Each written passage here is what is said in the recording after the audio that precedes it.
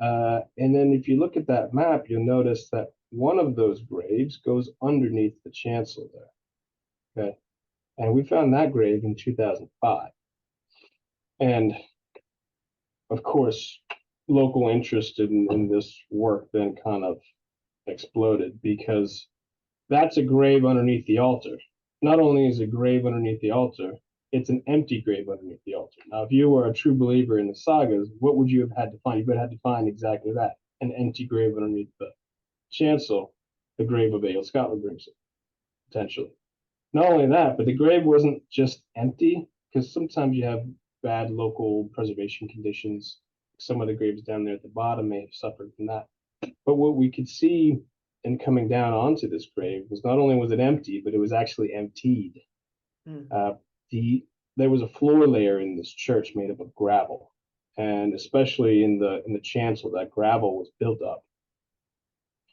And right above where that grave is, there was a hole dug through that gravel after the foundations and wood of the chancel had been removed.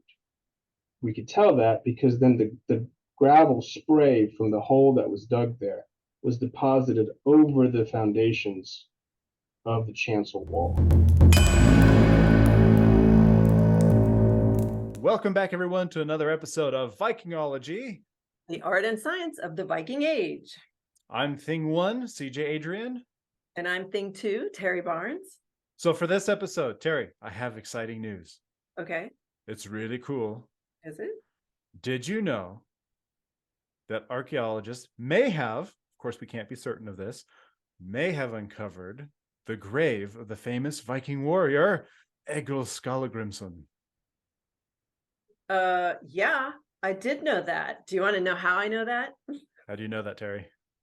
Because it's my friend David who actually discovered the grave. Pretty cool. And is that our guest on the show today? Oh, yeah, we have Dr. David Zori from Baylor University who is going to talk to us about that, finding that in Iceland. And for everybody who's tuning in now, I do want to put out there that originally we weren't going to talk to him about that. It's just something that came about organically in our conversation with him. So we are going to split our conversation with David Zori into two separate podcast episodes. The first is going to be about the supposed Egil Skallagrímsson grave. And then the next one is going to be the one we actually planned to talk about, which is the role of chieftains in Viking Age society. Yes, because, well, it's all interrelated. Egil's grave was found at a chieftain's hall and a farm there where David worked for many years in Iceland. And, the whole study of chieftain level societies is a big part of his work. And so understanding power in the Viking Age, particularly in Iceland, but also how power was wielded and how people stayed in power through things like feasting. That's, a big part of the conversation that we'll have with him as well. Awesome. Let's dive in. Great. All right. Here we are, and today we have the great pleasure to speak with someone I'm happy to call a friend, and that is Dr. David Zori from Baylor University. Welcome. Thank you, Terry. Yeah. So David is a historian like me, but he also is a historian who likes to dig in the dirt. So he is an archaeologist as well. And you have your foot in two different kind of interesting camps. One is the Viking Age, which you've studied for a long time, and that's what your PhD is about and so forth. But then you've also been more recently active in medieval Italy, digging for medieval Italy. So we can talk a little bit about that. But of course, we're Vikingology, so we're going to go for your Viking side today. Absolutely. Yeah, and so we'll talk a little bit about the main project that you are the field director for in Iceland, and we can show a couple of images. And also, your focus on politics and chiefdom level societies. So that's what we're kind of interested in today, to just sort of get some ideas about what it means to be a chieftain in the Viking Age. But before that, we have to determine what kind of Viking you are. Okay. I'm ready. All right. So I have a little eight item quiz. 2 things, and I will give you a choice, and you just tell me which one you prefer. Okay? Okay. All right. Ready? I am. Mead or ale? Ooh, ale. Thor or Odin? Oh, Thor, absolutely. Definitely. Iron or silver? Silver. Winter or summer?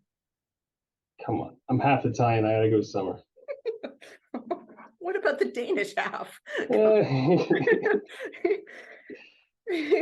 We'll edit that for your mom. Silk or wool? Silk or wool? Mhm. Silk. Beef or skyr? Beef. A troll or an elf? That's the toughest one. I'm stumped on this one. They're both horrible. I'm gonna go with troll. All right, last one. A sword or a rock? Huh. That's really okay. Sword. What do you mean, really? A rock? What are we gonna do with a rock? Hey, the rock was the most formidable weapon of the Viking Age, didn't you know? No, I didn't. Yeah, well, this is a little bit of a mixed bag, but I think, with the ale and the Thor, you're kind of over there in the like with me, with the everyday farmer type Viking. Okay. But Yeah. then you went, then you went all fancy with the Odin and the silver. You prefer the lazy life in the summer. You With like the silk. the Silk. silk and the beef, Yeah. the elf. I mean, and then the sword. I guess actually, for what we're going to be talking about today, you would make a perfect chieftain. Well, thank you. And Vodmal underwear, by the way, that's raw wool underwear is not the way to go. Silk is definitely what you want. Do we know if the Vikings wore underwear? Yeah, we have undergarments from the Viking Age. Absolutely. You have garments. How do you know they were undergarments? Some of them look like underwear. Well, that's interesting. Okay, so first things first, yeah, so let's situate this. I mean, so the most extensive period of time that you've spent doing excavations for the Viking Age have been in Iceland, is that right? Yes, that's correct. But you've been in other places as well. I know you were in Newfoundland. I've been in Newfoundland. I've dug in Ireland. I've done work in Denmark, but most of my excavations been in Iceland, in southwest Iceland, and on the northern fjords of Iceland. Okay, so I'm going to share screen and we can give the audience a little bit of information here about your project in Iceland that you are the field director for, and that's been for a long time, right? Like 2006. That's right. Even before that, it's a project that the overall director, I should mention, is Jesse Baya, whose name you see there at the top, and he was my advisor when I came as a graduate student to UCLA in 2002. And so the project dates back to the year before then, where they started an excavation. So I joined as a graduate student and then became the field director and Jesse's partner then in the excavation of this. And I ended up writing my dissertation on this beautiful valley, which you see there in the picture in the top left. It's a view from the Mossfell Mountain. Fell just means mountain, and Moss is moss, and it overlooks what was the richest farm in the Viking Age, and the opening of the valley to the sea, which you see over there is the fjord, Leirvogur it's called, and then in the distance, that city that you see there is Reykjavik. Okay, and then so this is obviously the homepage, and we will put link to this in our description so people can check it out. But if you want to see the valley, so here's my own picture. I live in these trees right here when I'm there. I'll actually be there in a month. I'm looking so much forward to it. But the farm that you're just referring to is this one right here, right? Where you worked the most. Yeah, that's right. And probably already you can see some kind of interesting looking bumps in the ground. And that's actually part of what drew us there to begin with. Where your arrow is, I think your viewer can see where the blue arrow is. Yep. That hill is called Hultuhut, which means hill of the hidden people or the elves. Okay, so I picked troll rather than elf in the initial survey I because don't see how this happened. yeah. So I was very close to these elves for a while, and there's places in the landscape in Iceland uh, that have these names that retain evidence of previous beliefs, pre-Christian beliefs, and that's probably one of them. So we were very interested in that micro place name. Next to behind that hill, there was another little bump in the ground called the Kirkjuhöll, which means church hill, church mound, and it really was just a bump in the ground. And the origin of the project has to do with a combination of looking at the landscape and reading the Icelandic sagas. In this case, a saga called Egil Saga. It's in the last part of it. It talks about heroes, including Egil Skallagrímsson, who was a great warrior poet, who at the end of his life lived at this farm. And when he died at the farm, he was buried kind of down the valley, closer to where you were pointing to where you lived, a place called Tjaldanes. Yeah, that's right, Tjaldanes. So tenting nest in a pagan mound.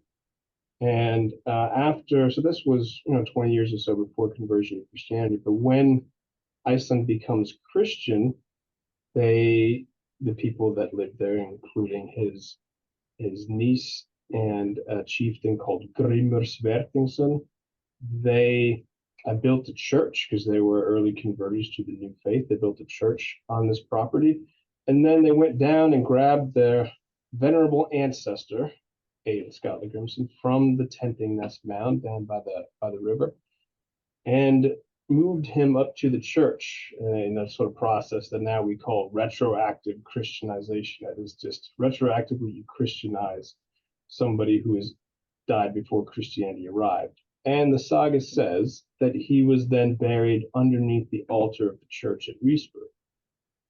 But that's not all for his posthumous sort of movements around the landscape, because when the chieftains a century or so later moved their primary farm about 100 meters up the valley, they take down the church at Risberg, move it to the new farm, which is called Mosfell, and they build another church there.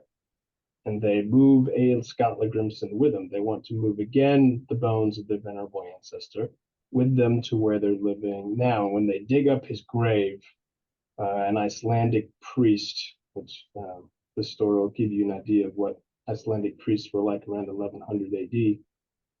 He digs up the skull of Egil Skallagrímsson and looks at it, and it's got sort of waves on it, and it looks much bigger than any other men. And you can see, the saga says, that this was no weakling we were dealing with here. So to test out how strong and powerful Egil was, the priest puts the skull on the church wall and takes the back of his axe, which he happens to be carrying an axe because that's apparently what a priest is carrying around in around 1100 in Iceland, and turns it around and hits the skull with the back of his axe. Saga says it doesn't break even at that, it just whitens slightly. And that's to show how great of a warrior and how strong Egil Skallagrímsson was.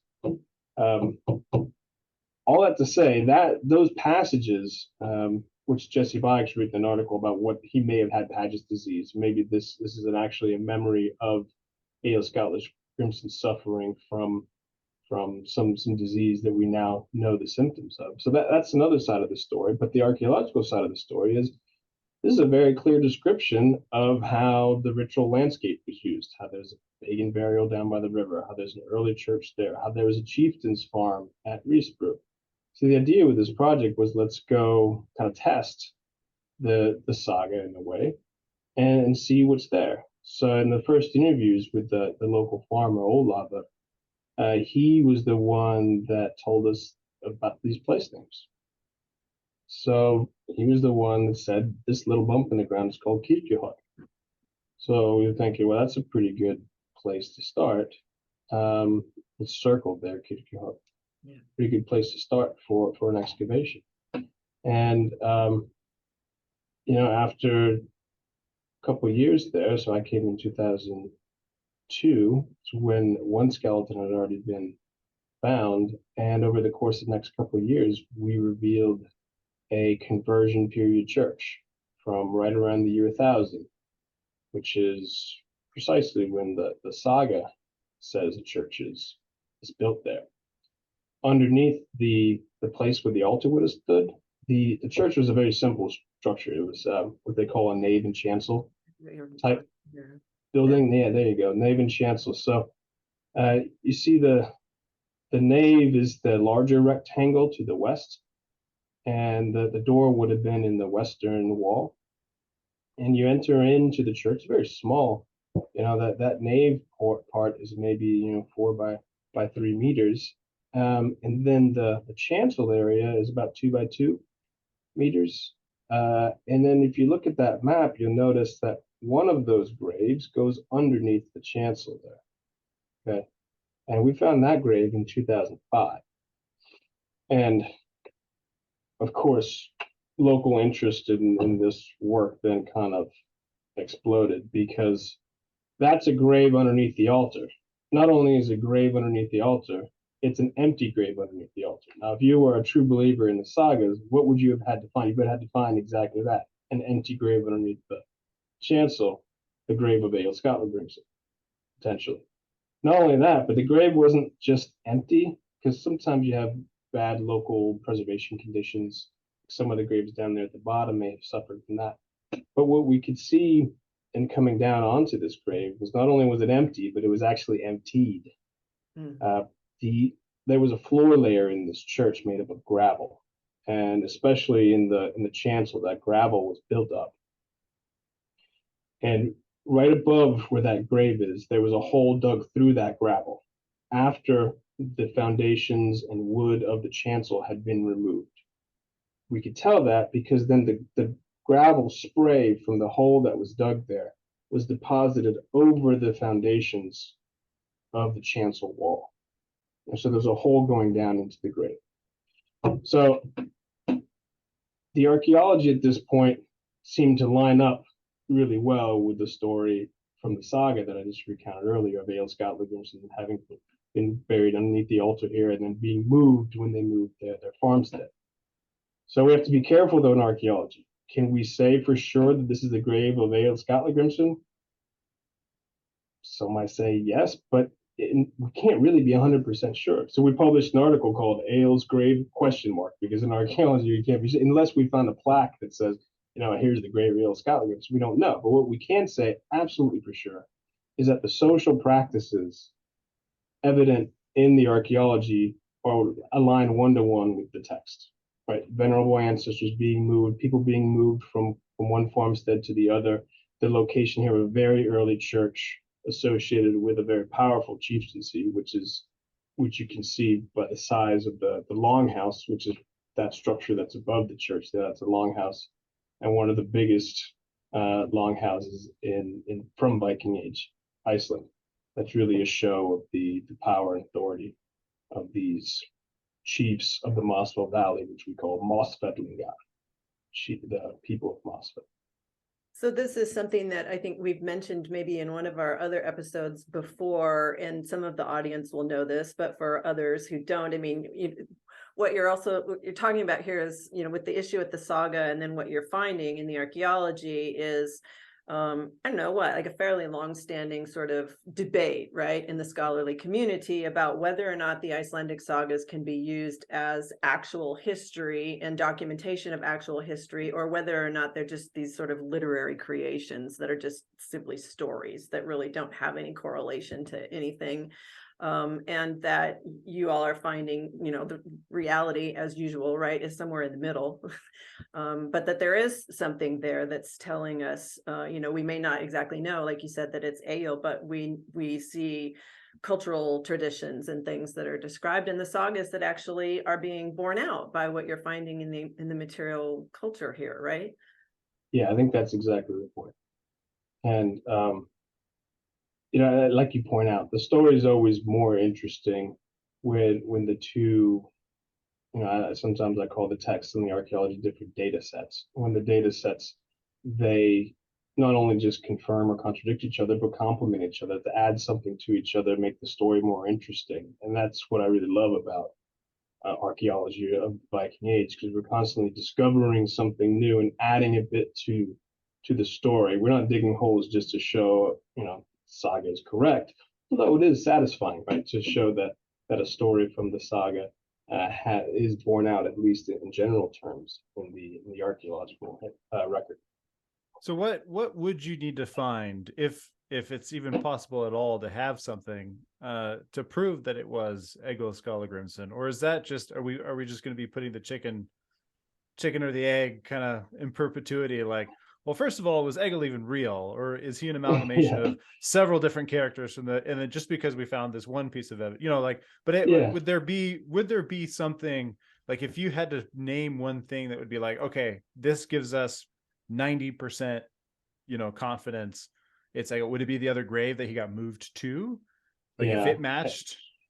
I guess that's right. So let's say, it'd have to be, I guess, compounding correlations between the text and the archaeology that start to mount to the point where you really have to jump through a lot of hoops to have any other explanation. So let's say, for instance, Jesse Biock's theory about Paget's disease.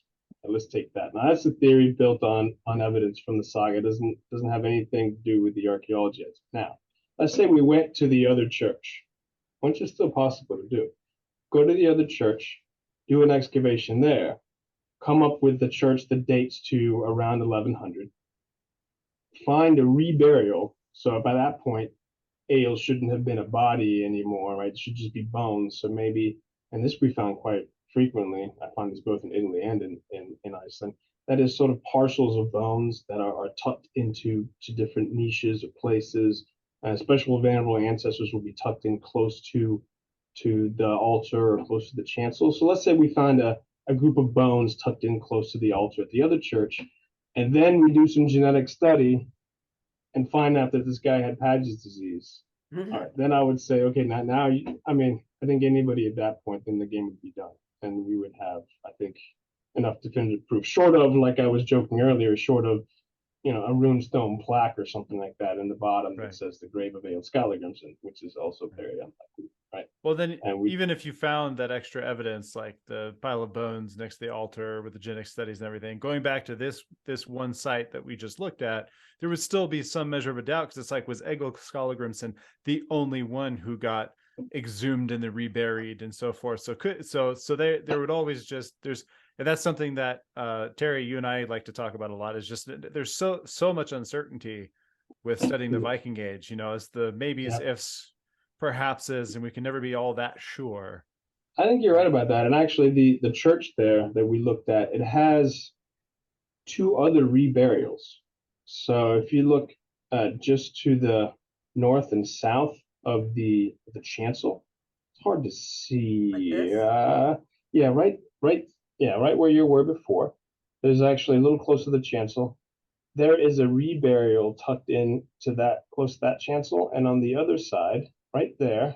So there's 2 burials there. One is actually on top of the foundation and postdates the church, but then there's a bundle of bones down there. That's grave 4, which was also a reburial. That is, it was brought in from somewhere else. So both of those 2 individuals were also brought in from somewhere else, probably from earlier pagan graves, and put in right next to the chancel, again, as close as you can get to the altar without being inside the church. Right, so your point, CJ, there is like, this is the general practice that's going on. That one in the south was an interesting grave too, because it died from an infection, and it person, it was a male, was buried also with a whalebone amulet that has some indecipherable possible runes carved into the plaque. And we know from the Saga, there's another archaeological find, that sort of curative runic inscriptions are not uncommon. And it's very possible that the infection that this person died of, they tried to cure it with a runic message. All that to say, you're right.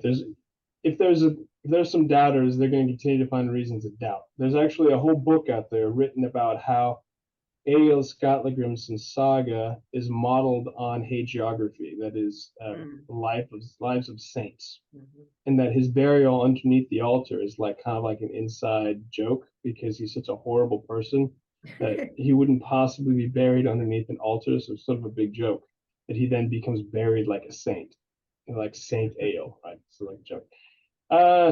So anyway, even evidence like that, right? So you can use the archaeological evidence even to sort of throw doubt on the connection if that's your belief. So you have to. This is yeah. So does it come down to belief in the end? Is another good question. Terry and I have talked about this too. In the end, can we ever be sure? And I think that's a good point. CJ is perhaps we can't. I know, I do. David, there's a smoking gun with Egil. You know it. Somebody finds that treasure hoard of silver. Uh-huh. That's right. That's right. I do want to commend you on not presuming what that person who died of an infection's choice of pronouns would have been, and you were very careful to stay in the middle there. I appreciate that. I've learned something. So what does it tell us about, I mean, in my mind, and I'll just kind of throw this out there and you tell me if I'm on the right track, but it sounds like just this compilation of stories about exhuming bodies to be reburied in a chancellery and so forth. Is that, to me, that speaks of a society that is almost in crisis, right? Kind of an identity crisis, a spiritual crisis of like, because they're Christianizing, but then they're kind of wrestling with it all. I mean, is that consistent with kind of what the leading scholarship on this time period, this place and time period goes for?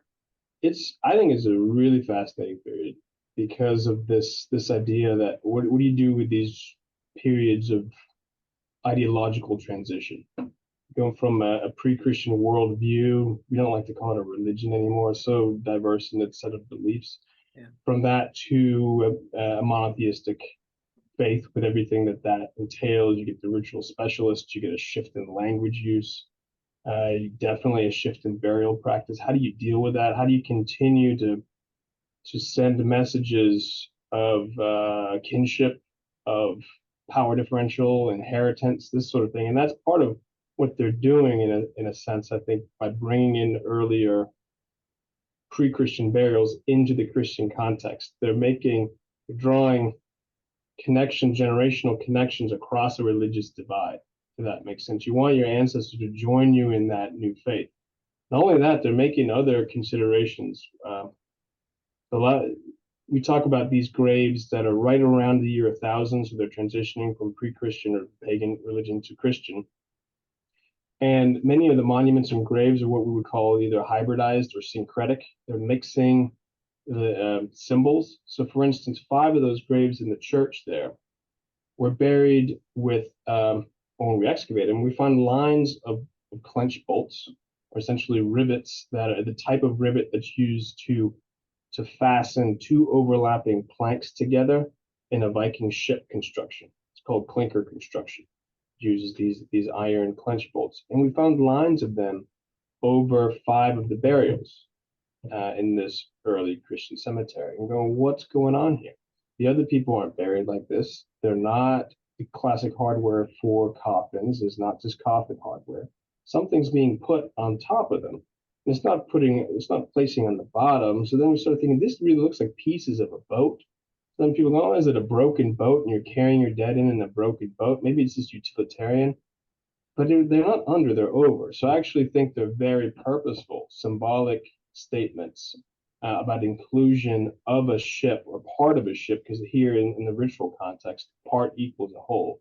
So you're including part of a ship in the burial of one of your family members or extended family group.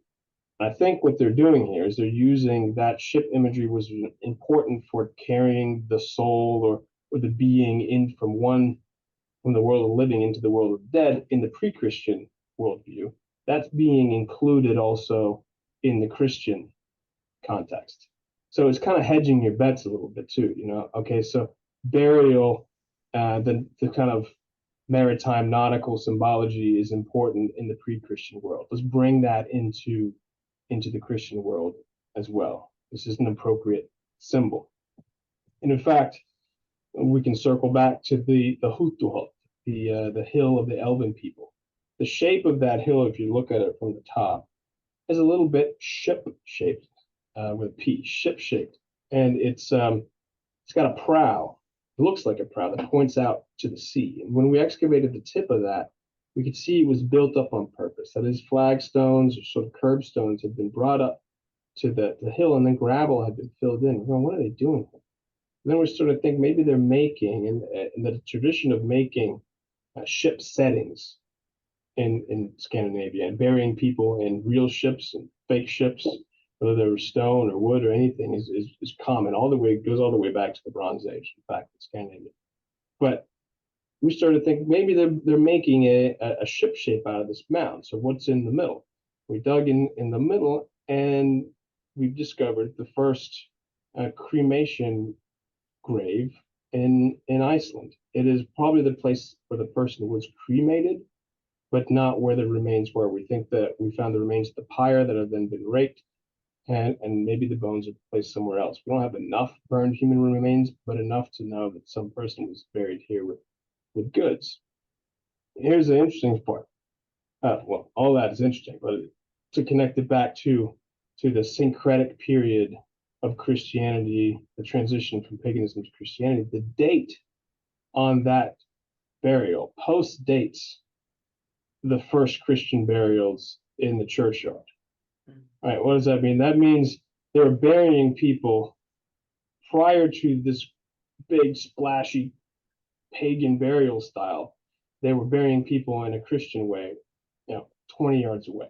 So we have a mixed faith community here, at the very least. So who is this individual that they're expending all these resources on to send them off in a classic Viking fashion with a stone ship pointing out to the sea? I mean, is it like a grumpy grandpa, who's like, I want to go out the old way? I kind of like that idea. But it could also just be a backlash. It could be maybe a period where the local chieftains decide, this Christianity is not working out for us. Let's go back to the old way. Of course, we know at the end Christianity certainly wins out. But as part of the story, right, that archaeology throws us this complexity that we don't see in the sources. The sagas generally say, they converted and then they started building churches. They don't talk about generally these back and forths at individual farms. And this archaeology really gives us an insight into the people at the time. Well, that brings up a good question in my mind, as far as as Scandinavia Christianized, how did that affect the warrior class in Viking Age society? I mean, because in Western Europe, in the feudal system, the warrior class was, very well and alive. So much so that the Pope was like, we need to get these guys to stop killing each other. What do? Let's send them to the Middle East. Oh, great idea. Yeah. We'll have them kill other people who aren't Christians. But in Scandinavia, I mean, how did was the pre-existing warrior society affected, or how did that progression? What do we know? I mean, going back to you may not have an answer to this, but what do we know about the effect of Christianity on that warrior society? Well, it's a very broad question, and probably the answer is we don't really fully know. Clearly, as you point out, Christians are very good at killing each other too. So it's not like they converted and then they got peaceful. But that explanation of the Vikings, the Viking Age Scandinavians, ceased to be as threatening to Christianitas or the Christian part of what's today Europe. The theory, the idea that threat was diminished or disappeared when Christianity arrived goes all the way back into the Viking Age. Adam of Bremen, who's a cleric writing for the Archbishopric of Bremen, writes basically exactly that. He says, here's a race that used to destroy and harry the Western world in general. He says Francia and England and all this stuff. But now they are converted and they all sing hallelujah. I'm paraphrasing. And now they are content within their bounds. That's interesting, right? So he's saying now, because they're Christian, they no longer have the impetus to go abroad and do what they used to do to us. Or maybe they were distracted. You know, I had a conversation with a friend where we talked about, for me, one of the most fascinating things of the end of the Viking Age is this idea that Denmark as a kingdom was one of the last to join essentially Christendom, but then was the first to jump in as a Crusader state. As soon as the Pope called, the first kingdom to jump into the Crusader states was Denmark, which is to go from the latest, you know, the most recently converted to like the champion of the faith is kind of interesting. And the feedback my friend gave me was, he said, I think that has more to do, because for me, I thought maybe it's just because once you Christianize, like now you're like, it's new and it's fresh, and it's pretty and it's shiny, and like you're like, yes, it's my new faith, I'm going to go champion it. And then his thought was more of, actually, if you're the latest to be Christianized, that means that you're on the border of the Christian world, and so you're in closer proximity to other non-Christian areas, and so then you then become the de facto proximity, you know, fighting non-Christian faith. So maybe that's, you know, in my mind, like, let's say for the warrior class in Iceland, they stopped leaving home because they just started fighting each other.